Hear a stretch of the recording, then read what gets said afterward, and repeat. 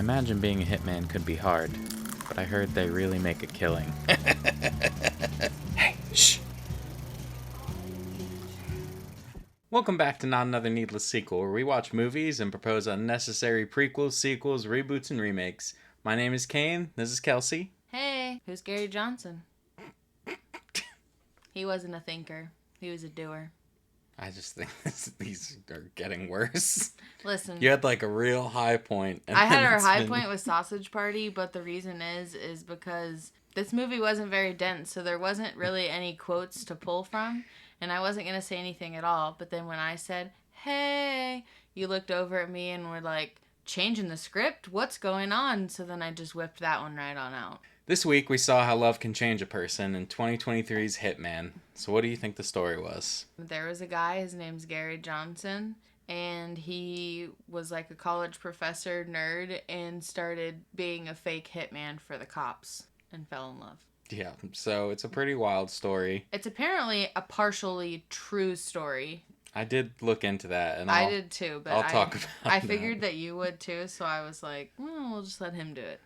So we see Gary Johnson. He is a professor at a college, and he apparently also does some part-time work for the cops, which, you know, I was like, in what fucking world are cops hiring just randos to fucking do this kind of work? You know what happened? He was walking down the street, and one of the captain or whatever goes, best jorts this side of the Mississippi. Yeah.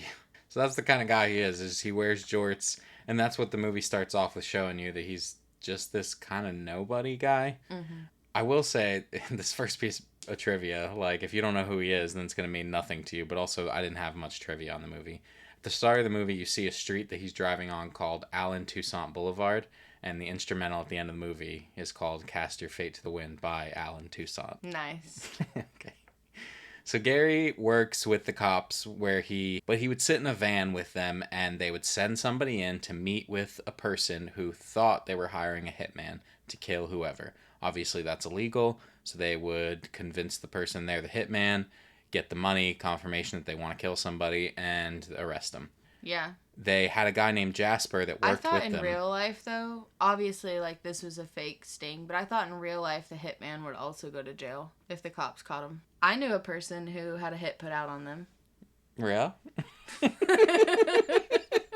It sounds crazy, right? But yeah, I knew somebody once, they had and their ex-wife put out a hit on them. They hired somebody and the cops came and arrested the wife as well as the hitman, and they both are in prison. I'm just going to say for the audience, if that sounded obviously fake, it's because she already told the story and we had to get rid of the names, but I had her just do a clean tell of the story. So I just heard this story seconds ago, and now I'm having to react to it. So. It was a poor reaction on his part. I felt like I delivered.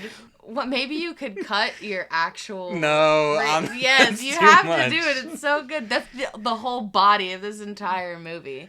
You can cut your reactions and put them with this. God. They say hitmen aren't real in this movie, which is interesting because while I don't believe there's some professional guy out there that's got 200 kills under his belt just waiting for some random fucking house husband or wife to pay him, I think that there's plenty of fucking psychopaths out there that for the right amount of money will be like, yeah, I'll try. Anyway, they have a guy named Jasper, a cop, that works with them. He's typically the one pretending to be the hitman. He gets suspended for beating up teenagers. They kind of just hint at that the whole movie, but they don't say why. Yeah. There's like a video of it, and he was beating up teenagers, and he says something like, they deserved it. And, you know, honestly, I'm hearing it, and I'm like, I mean, maybe they deserved it. I mean, maybe they did, but he's like a 40-year-old man who just beat up children, so, you know. Yeah, but they're in the middle of trying to pull off one of these stings, and so they tell Gary... He's up. You have to go in. Yeah. So he's promoted to contract killer. He has to go in there and pretend. Now, mind you, like we were saying, Gary is just this mild-mannered guy that, like, he talks about bird watching. Like, that's the kind of dude he is. So you don't expect much. But he goes in there and kind of immediately turns it on. And he's super good at it, pretending that he's a hitman. I thought that dialogue right there in the beginning was super interesting. Going into the movie nearly blind, I was super interested. I was like listening to him. I was like, damn, he's fucking nailing this. Yeah, yeah. I thought it was good too. I also think like it did a good job in that first instance to show him kind of have some like missteps and get awkward for a minute. Mm-hmm. And he talked the guy into, saying, go ahead, like kill this person very awkwardly, but I thought that was good for his character. Yeah, and so he does such a good job that they keep him around while Jasper continues to be on leave. And you see this whole montage of him saying, and it goes throughout the movie on and off, which was something I liked. They show him becoming different kinds of hitmen depending on his client. He would kind of match, he says everyone fantasizes about a different fixer. And so he would match whatever they were kind of looking for. And so he bases some of his hitman personas on other characters, such as Patrick Bateman from American Psycho, or Anton, I don't know how to say his last name because I've never seen the movie, so my apologies. Anton something from No Country for Old Men, and there might be others in there, but those were the two that I saw. But yeah, so he's constantly dressing up in costumes to meet with people, and he's got like a high conviction rate. He's getting all these people. There's a kid, a teenager, that wants him to kill his mom. Apparently that was based on an actual client that the real life Gary Johnson had.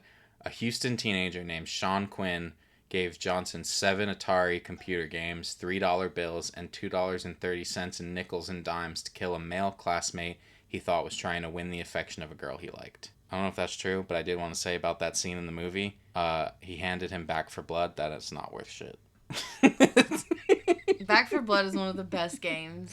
Okay, but I'm telling you, that shit is on sale for like $5 every other week. Okay, so he's doing super well, but Jasper returns from leave and he wants the job back, and they're kind of like, no, because we want to keep your face away from like the public because, there's a video of you beating up teenagers. Anyway, so Jasper returns, but they're not going to give him the job back. They just want him to kind of be a part of the crew, but they keep Gary doing his thing. So this client comes up, Madison. She wants her husband Ray killed. And Madison is obviously conventionally beautiful. He's like attracted to her. And he decides, Gary that is, as he's meeting her, he's this hitman Ron. So I'm going to start calling him Ron as well, just because he becomes Ron for a lot of the movie. As Ron, he tells Madison, hey, maybe you don't do this. You just take this money you were going to pay me and go get a better life. Obviously, that's like kind of not okay because she was going to commit a crime. But also she was talking about having an abusive husband. Yeah, so Madison eventually contacts Ron again and wants to thank him, but they have like a first date. And she believes that he's this hitman Ron the entire time, and they end up just dating, full-blown relationship, which I thought was weird because you think this man is a killer. Yeah, but she finds it attractive. She's crazy. That is crazy. Sure, he gave you advice, but that's no reason to be like, well, he's fine. I also laughed whenever he gave them advice, and one of the other cops said, so you're a fucking life coach now? Like, shit talking him. Yeah. But because they start dating, they have a run-in with both Ray at first, Ray being Madison's ex-husband, at the club, and Ray is screaming at them, chasing after them, and Ron pulls out a gun and points it at Ray. And then later that same night, they run into Jasper, the other cop, who doesn't really recognize Madison, but it comes up later. Because of the club incident with Ray, Ray turns around and tries to hire a hitman himself. And to kill his wife. Yes, to kill Madison. And so, of course, it goes through to the cops, and Gary ends up going there to meet him. He's not supposed to be dating Madison or doing any of this shit, which I did want to say, I feel like none of this movie would have happened if that first time that she contacted him, he was like, hey, listen, I'm a cop. Here's what happened. Like, I'd love to meet with you, that kind of thing, but this is why you got off. Mm-hmm. Instead, he doesn't. He keeps playing this I'm a hitman thing. Yeah, because she finds it super attractive, so he continues to be Ron and not Gary. Yeah. And dress like Ron. Yes. And throughout the movie, I do want to say this was a deeper part that I didn't write too much about, but he's constantly seen doing his college professor classes. Mm-hmm. And the things he's talking about in these psychology classes apply to what's going on in the movie. And I thought that was kind of interesting. Also, his look kind of evolves a little bit. He does still wear his glasses, but it's almost like he gains a confidence throughout the movie as well. Yes. So when Ray tries to hire Ron, eventually Ray sees Ron's face and kind of freaks out and panics and is like, I'll deal with this myself. Next thing you know, the cops are saying that Ray is found dead, and they're looking for Ron because they heard that there was an incident at the club. They don't know who they're looking for, but obviously it is Ron. And Jasper knows that it's Ron. Yes, things start to kind of unfold here. Jasper is figuring things out, and he's obviously pissed at Ron for taking his job. And come to find out, Madison is the one that killed Ray. And at that point, Ron also reveals that he's actually Gary, and he is a cop. He's a cop and all this shit, and Madison's pissed at him, and I'm like, you killed someone, and like, it wasn't self-defense the way she tells it. If she had done it previously, that was one thing, but she says he was sleeping, and she shot him in the heart. Yeah. So the police suspect Madison, obviously, because she is the ex-wife. Not to mention there is a insurance thing where they just got like a higher life insurance plan on Ray, and now he's dead. For over $1 million. Yes. And so Ron, being part of this crew with the cops, they figure out that Ron has had a meeting with her after the initial, like... Because Jasper mentions it. Yes, Jasper is trying to, like, slyly point out that Ron is involved in this shit without just coming out and saying it, because I guess he wants something out of the whole deal. Which you find out later. Yes. And so Ron goes to Madison wearing a wire, and he has on his phone, like, he's written down all the information telling her that the cops know, you need to say this, do this. And they put on this little act to try and pretend like Madison didn't do it. And she is all of a sudden not mad at him anymore. Yeah. I mean, I guess just because she was like, thanks for saving me. I don't know. But they think they get away with it until Ron, after work, goes to Madison's house, and Jasper's waiting there. And Jasper's figured the whole thing out, and he's like, so I didn't care how this went. Either way, I was going to get my job back, or I was going to get a fuck ton of money. And he's like threatening them, saying that he's blackmailing them. I mean, Jasper sucks. Let's not lie there, but what happens next is wild.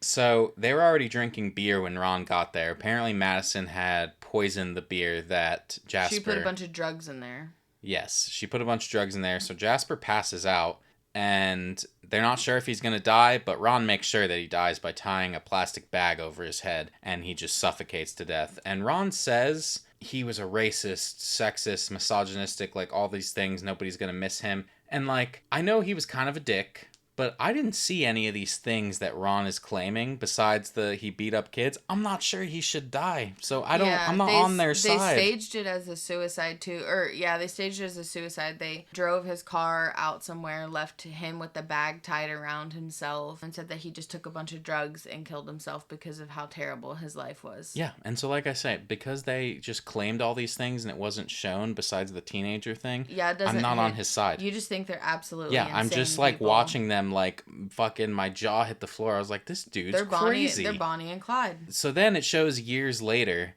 and they have a kid. They're just living a nice fucking life, like acting like nothing happened. Eating pie. It's just, what the fuck? You know?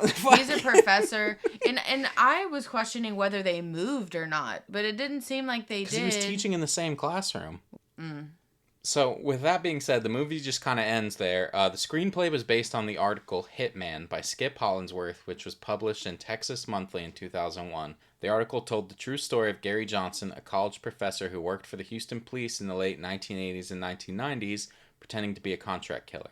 Much of the rest of the plot is fiction. He did not have a relationship with the target of his sting, and he never killed anyone. That's exactly it. And they do put that at the end of the movie in the credits. They're like, these are the differences. Yeah. And it shows pictures of Gary and tells you like the main 3 differences, I think. I rated this movie 2.5. So did I. You already heard my rating. It wasn't good, but it wasn't bad. I just thought it was I thought it started out really strong for me, and by the end I was like, this is disgusting. I can't believe these two. Like, their relationship was awful. I hated them. I gave it a 2.5, but yeah. I never want to watch people have hot, passionate sex because they fucking think one of them's a murderer. Yeah, exactly. They get off. That's disgusting. And he got off on it too. Yes. Now, before we do our game, because we're going to have to take a minute for the game, because for the game, we're going to rewrite the ending, because the ending was fucking horrible to me. You are going to have 1 minute to rewrite it, but go. Okay, what is your rewritten ending? So, here's the story. You know how they all go to the house and Jasper's there threatening old girl about the money? I think that in that point, because old girl already knows that Gary or Ron is Gary, I think Gary should start acting like Ron and trick Jasper into making it sound like he knew about Ray, he knew about this, and it would make the cops question why Jasper knew about Ray, and they would obviously be lying, but they would frame Jasper for Ray's murder because of the $1 million life insurance policy, and yeah, then he would go to prison. At least he doesn't have to die. I think that's better than mine. Nah, you're just saying that.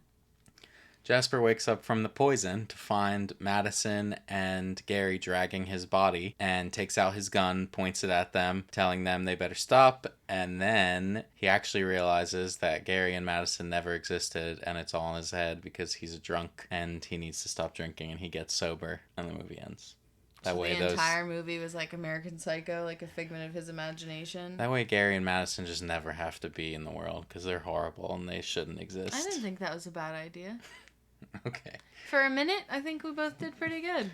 Well, now what would be your sequel? It's called Another Hitman. Oh. So, I don't know if the audience or you ever knew, but you know how they make 800 Cinderella story movies and 800 Bring It On movies? Yes. That's where my idea stemmed from. Because none of the movies go together. From having another needless sequel? Yeah, exactly. So, you know, it's going to be an entirely new cast with basically the same storyline. That's how every Cinderella story or Bring It On goes. Okay. Or just like, honestly, most rom-coms, you know, there's this whole peak, there's an argument, and there's something that brings people back together. And that's what this movie was. I think this one, the main character, is not going to be a super nerd, but is a struggling actor, similar to Zach Galifianakis in Due Date. Okay. Okay. He takes the quote-unquote role. The police department is going to be hiring somebody for that job. He hears about it. He takes it as a way to widen his acting range because he gets to create and be all of these different characters and play certain things that way. Along the way, he meets another woman and talks them out of ordering a hit on their partner. Same as Gary and whatever. And then they fall in love. But he's, you know, obviously not forthcoming. He's still playing the character. He's just like, it'll be great to keep this character, blah, blah, blah. She finds out he's not a hitman because they run into one another at the same casting call. She's also a struggling actress. And then the way they get back together is they both get the same role and she forgives him. And he leaves his job as being the hitman. No murder? No murder. Okay. Well, boy, did I go a different route. I mean, I guess there could be a murder, but I just felt like that was the part of the movie that wasn't necessarily needed. But I just gave you the bones of what it should be. People will die of laughter from your movie. I'm ready to go home. You're okay. Well, I am home. I said a remake of Hitman as a horror movie. Gary Johnson is an unassuming police officer seemingly happy with his job catching would-be murder accomplices by going undercover as these hitmen. So instead of being a teacher, he's just a cop. What the cops don't know is Gary fancies himself as a sort of vigilante. Hearing these pleas for murder while undercover, he listens carefully for those who he deems evil. While Gary still assists in arresting those attempting to hire a hitman, he kills the would-be victims after his official duties are all said and done. If the victims are bad. If he decides they're bad. Nice. Gary believes he is a hero to the world and loves what he does. Gary isn't a psychopath and is simply pruning some bad apples for the betterment of the world in his mind. One day, Gary finds himself overwhelmingly attracted to Madison, who is a woman attempting to hire him on the suspicion that her husband Ray is cheating on her. Gary gets Madison arrested as usual, but goes to visit her in prison as he felt a connection with her. Gary tells Madison the truth about what he does and promises to kill her husband Ray. Madison is shocked and attempts to alert the guards about him, but they all brush her off as crazy. Madison makes a phone call to Ray to warn him, but the phone is answered by Gary, who professes his love for her and promises to be with her soon, while also revealing Ray was not actually cheating. Madison continues to try and tell people, but she is just labeled as crazy, and they believe she is trying to escape. Gary sets up a visit with Madison where he details his plan to escape with her the following week. Madison prepares for his arrival, knowing she will have to fight for her life. When the day comes, Gary cuts the power to the prison and with only backup power on, he's able to sneak in using his badge anytime he runs into guards. Gary grabs Madison from her cell, and she fights him off until a guard gets suspicious and comes to see what's going on, leading to Gary killing the guard and dragging Madison out. Gary, now on a rampage, is killing anyone in his way as he walks with Madison handcuffed to him.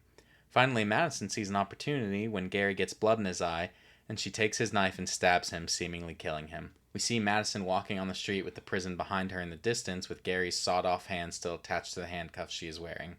A few weeks pass, and we see Gary being hailed as a hero cop for attempting to help the prison guard control an alleged riot that caused all the carnage at the prison.